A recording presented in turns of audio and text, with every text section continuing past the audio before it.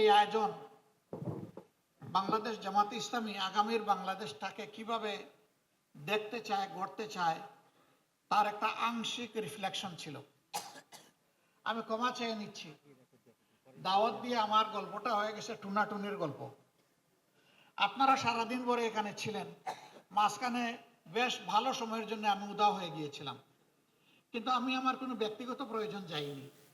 আজকে যে কারণে আজকে আমরা এখানে বসতে পেরেছি, কথা বলতে পারছি, যাদের কাছে ঋণী তাদের স্মৃতিটা স্মরণ করার জন্য গিয়েছিলাম। সাবেক গণভবন, যেটাকে বাংলাদেশের ধ্বংসের কেন্দ্রস্থলে পরিণত করা হয়েছিল, সেই গণভবনকে জুলাই আন্দোলনের স্মৃতি ঘর হিসেবে গড়ে তোলা হয়েছে, মিউজিয়াম হিসাবে। মাননীয় প্রধান উপদেষ্টা আজকে আবার আমাদের এই দিনেই তিনি মহব্বত করে সেই সময়টাও রেখে দিয়েছিলেন। আমি তার কাছ থেকে এসকেপ করতে চেয়েছিলাম, তিনি কোনোভাবেই আমাকে স্পেয়ার করতে রাজি হননি, যার কারণে আমি বাধ্য হয়ে সেখানে চলে গিয়েছিলাম এবং ডেকোরাম ভায়োলেট করে, আদবের খেলাফ করে ওনাকে ভিতরে রেখে আমি বাইরে হয়ে চলে এসেছি। তাও আসতে গিয়ে সারাদিন আপনাদেরকে বসিয়ে রাখতে হয়েছে। আমি আবার মাপ চেয়ে নিচ্ছি, আপনারা আমাকে ক্ষমা করে দিবেন। এটি আমার ইচ্ছাকৃত ছিল না, আমার আবেগ নয়, জাতির আবেগের প্রতি শ্রদ্ধা দেখানোর জন্য আমি গিয়েছিলাম। আমি সেই জুলাই শহীদদেরকে, আহতদেরকে, জুলাই যোদ্ধাদেরকে সবাইকে আমি আরেকবার গভীর শ্রদ্ধার সাথে স্মরণ করছি। সম্মানিত সুধীমণ্ডলী, এই বাংলাদেশ আমাদের সকলের জন্মভূমি।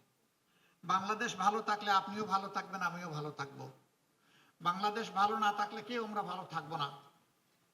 আমরা শৈশবে যে বাংলাদেশ পেয়েছি, তার আগের যে দেশটা আমরা পেয়েছি, তখনকার সামাজিক শান্তি শৃঙ্খলা এবং সৌন্দর্য যেটা ছিল, দুঃখজনক হলেও সত্য, বিশ্বের দেশগুলোর সভ্যতার সাথে তাল মিলিয়ে সামনে এগিয়ে যাচ্ছে, কিন্তু আমরা সেখান থেকে পিছিয়ে পড়েছি।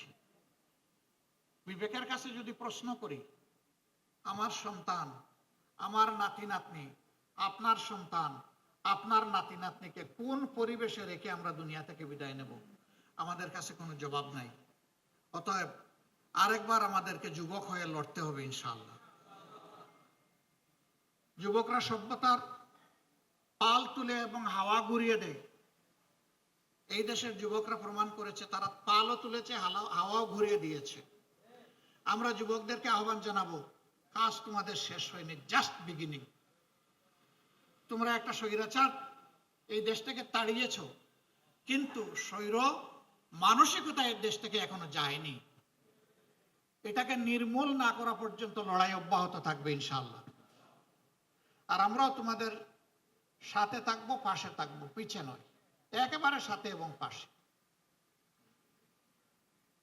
বাংলাদেশ দুইটা গোল যদি অন্তত অ্যাচিভ করতে পারে, তাহলে বাংলাদেশ বদলে যাবে ইনশাআল্লাহ।